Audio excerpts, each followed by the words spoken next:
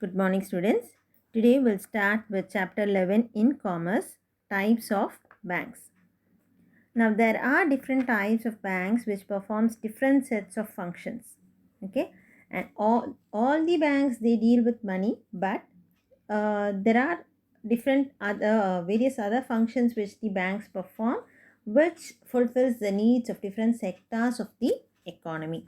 Okay, and that is why in this chapter we are going to learn what are the different types of banks which are functioning. Types of banks are basically classified into three categories. Okay, that is based on the functions which the bank perform, based on the status given by the Reserve Bank of India, and based on the ownership pattern.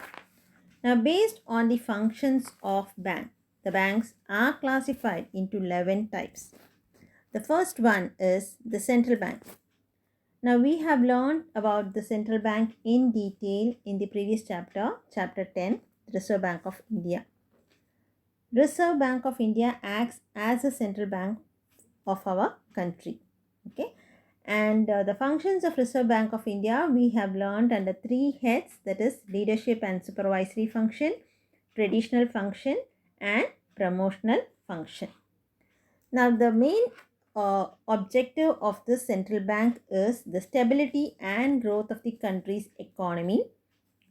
Okay, that is the main goal of the central bank. In India, the Reserve Bank of India acts as a central bank. The next one is the commercial banks.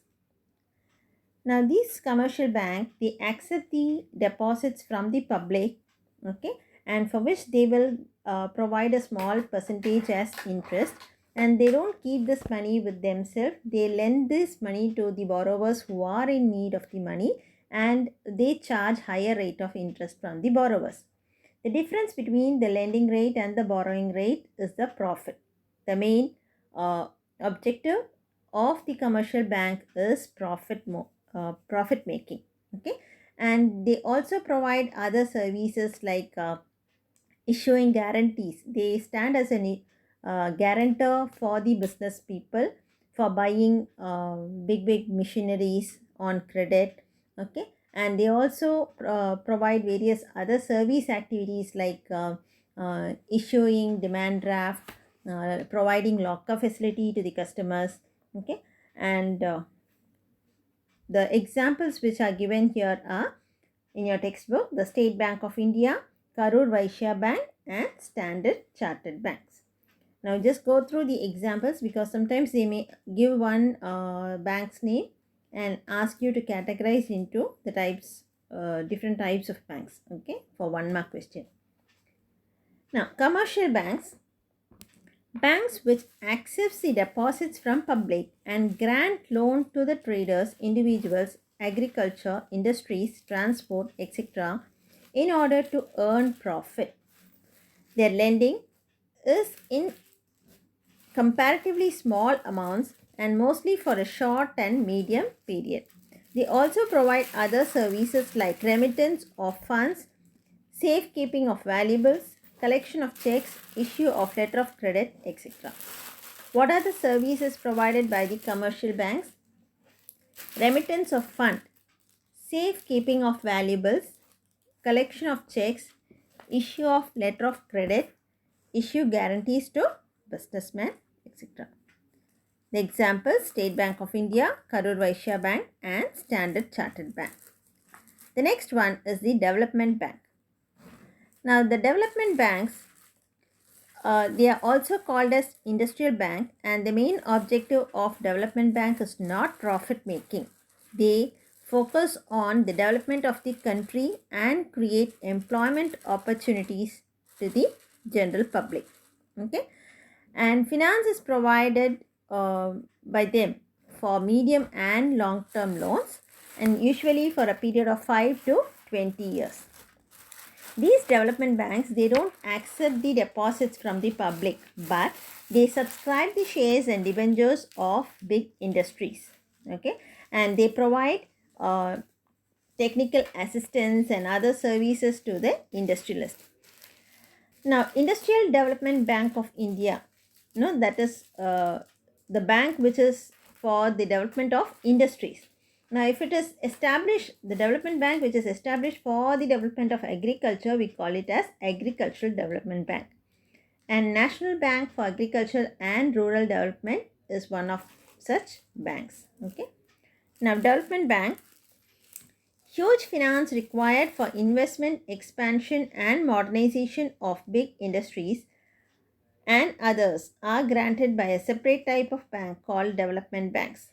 They are also called as industrial banks. Objectives of development bank: the main object is not profit making. Their aim is to develop the country, create employment opportunity, and finance is provided by them for medium and long term funds ranging from 5 to 20 years. And development banks, they do not accept deposits from public. Then how do they raise funds? By subscribing or by purchasing the shares and debentures of industries. They provide technical and managerial consultancy service to the industrialist. Example: Industrial Finance Corporations of India, Small Industries Development Bank of India, and Mudra Bank. The next is cooperative banks. Cooperative banks, the main objective of this cooperative bank is to render service to the members for rural and agricultural development, and it is not profit making. Okay, the objective is not profit making. Now, the cooperative banks are owned by the customers who are the members of that particular area, who are the farmers, small traders, and other small business people. Now, cooperative banks in India, it can be either urban bank or rural bank. Okay, rural cooperative means it has 3-tier structure. Okay, for providing short-term loans, and 2-tier structure for providing long-term loans. Okay, and for both these 2-tier and 3-tier structure, the apex bank or the leader bank is the topmost bank is the National Bank for Agriculture and Rural Development, that is NABARD. Okay, both these banks, they are controlled by the Reserve Bank of India and the central government. Now here, all cooperative banks in India are owned by its customers or the members who are the farmers, small traders, and others. Cooperative banks in India are either urban based or rural based. Objective: the foremost objective is providing service to the members for rural and agricultural development and not profit earning. Examples: National Agricultural Cooperative Marketing Federations of India Limited, Tamil Nadu State Apex Cooperative Bank, Madurai District Central Cooperative Bank, and Batlagundu Cooperative Urban Bank Limited. The word cooperative will be mentioned in the name itself. Next is the foreign banks. Now, foreign bank is a bank which is registered outside India, okay, in a foreign country, but it has the branch in India. So, such types of banks are called as foreign banks. Now, these banks, they usually open up the branches in big cities where there are more multinational companies. Okay, they serve the interest of the multinational companies and employees of big institutions. And the profitability of these banks, foreign banks, are comparatively higher when compared to the Indian banks. Okay, and these foreign banks, they have to abide by the rules of the Reserve Bank of India and the banks in foreign countries. Okay, that is the banks of the home country, wherever the head office is located. Foreign banks, banks which have registered office in a foreign country and branches in India are called foreign banks. These banks open their offices in big cities and port towns only. This is an important 2-mark question. They may ask, what is a foreign bank? Objectives or services: Mostly, they serve the interest of the multinational companies, employees, and other business institutions. Their profitability is higher than Indian banks. Next example, Bank of America, Barclays Bank, and Deutsche Bank. Next one is Regional Rural Bank, RRB. Now, the regional rural banks are formed by the central government and the state government and the sponsors bank jointly. Okay, and they raise the share capital. The share capital is contributed by the central government, state government, and the sponsor bank in the ratio of 50 is to 1 second, in the ratio of 50 is to 15 is to 35. That is, the central government will contribute 50% of the share capital, the state government 15% of share capital, and the sponsor bank 35% of the share capital. And the main objective of this regional rural bank is to develop the rural economy, okay, and not profit motive. And they are regulated and supervised by the NABARD, National Agricultural Bank for Rural Development. Regional rural banks. The RRBs were formed under the Regional Rural Bank Act 1976 jointly by the central government, state government, and the sponsor bank. Objectives: it is to develop the rural economy and play a supplementary role to cooperative societies. They mobilize the deposits from the rural public and provide finance to rural artisans, small entrepreneurs, and farmers. Entrepreneurs means new and young emerging business people, the people who have the intention to start the business for the first time. Okay, entrepreneur. Farmers, and try to avoid their dependency on the money lenders. Examples: Pallavan Grama Bank, Pandyan Grama Bank, Vallallar Grama Bank, and Puduvai Bharatiyar Grama Bank. Okay, Puduvai Bharatiyar Grama Bank. This is located in Villanur in Puducherry. Okay, and the Grama name will be mentioned in the all the banks for regional rural banks. Okay, next one is specialized bank. Now, some banks are created for special purpose by the government. Example is Export Import Bank and National Housing Bank. They are established for a special purpose. Okay.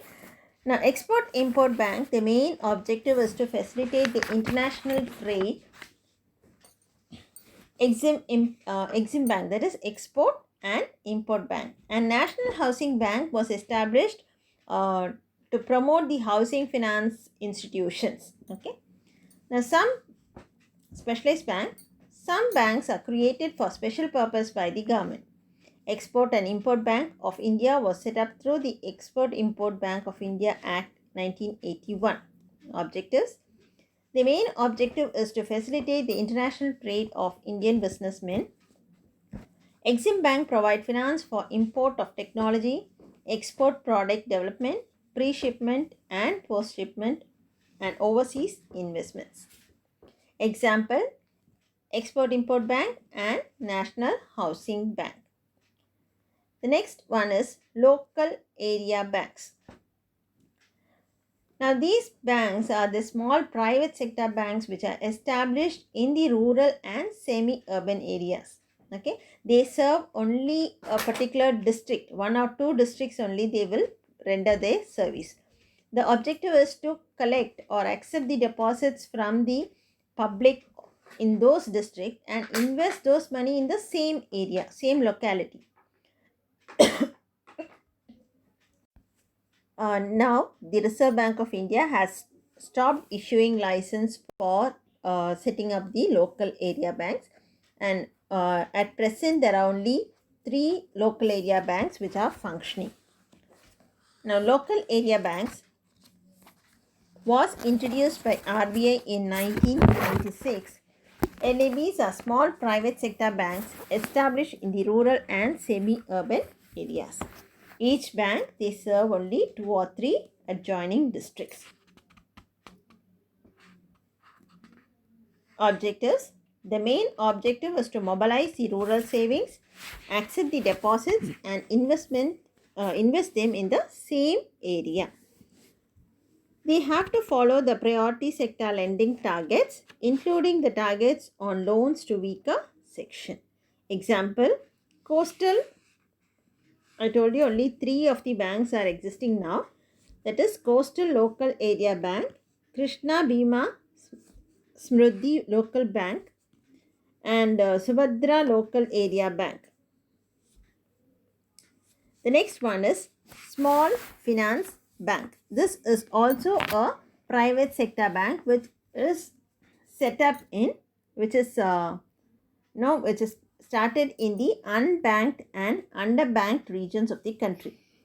Okay, and they mobilize the savings of the rural area, that particular area, and provide credit to the small and marginal farmers. Small finance banks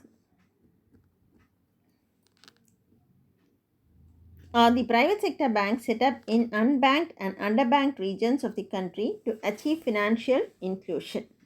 Objective: mobilize the rural savings and provide credit to small and marginal farmers, to micro and small industries and other unorganized sectors. Examples are given there: ESAF, Ujjivan SFB Limited and Fincare SFB Limited. The next one is a payment bank.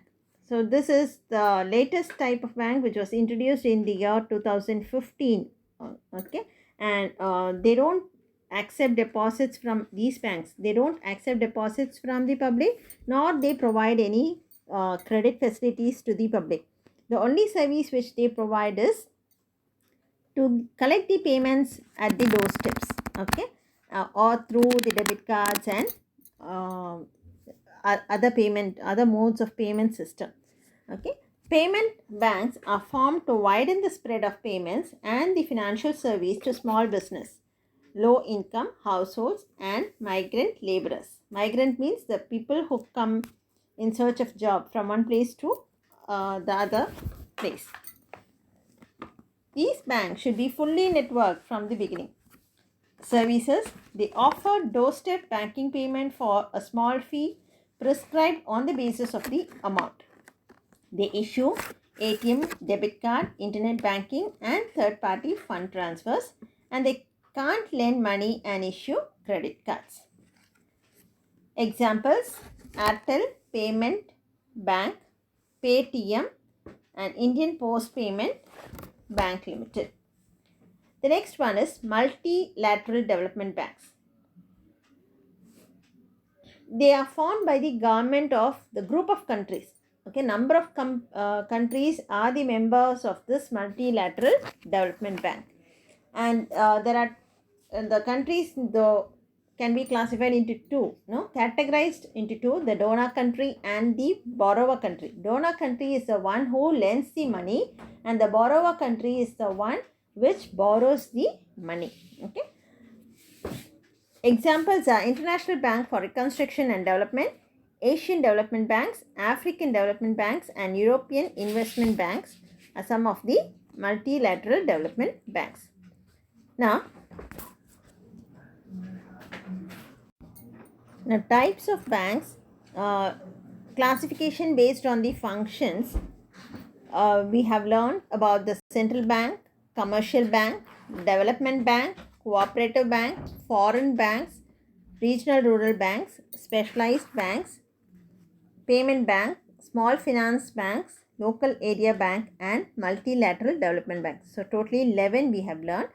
Now you should learn what is the meaning, then write 2 or 3 objectives in bulletin points, and what are the services rendered, and give 2 or 3 examples. Okay, they may ask individually in 2 marks and 3 mark question: what is a specialized bank, what is a foreign bank, what is a local area bank.